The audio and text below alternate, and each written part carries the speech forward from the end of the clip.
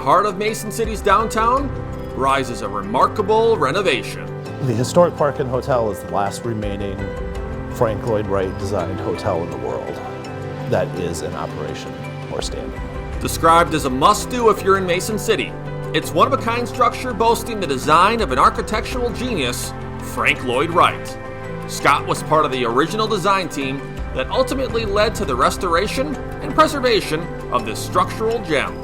The Park and Hotel is a showcase for craftsmanship and artisans who were involved in the project, from stained glass to rug makers, bricklayers, plasterers. There's a lot of detail, a lot of neat features to see in the building. Whether for business or pleasure, the hotel is functional year-round. You needn't stay over to experience the grandeur.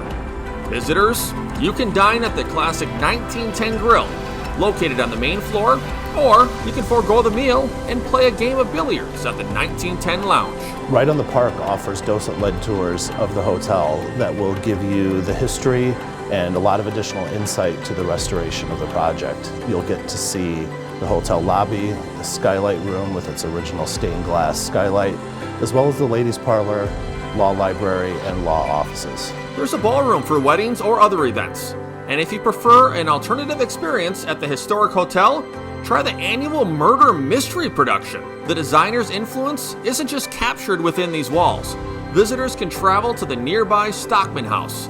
Built in 1908, it's the only Wright-designed prairie schoolhouse in Iowa. It's a thrill for both the sophisticated and the curious, or maybe just a unique day trip that will give you a glimpse into the artsy side of Mason City.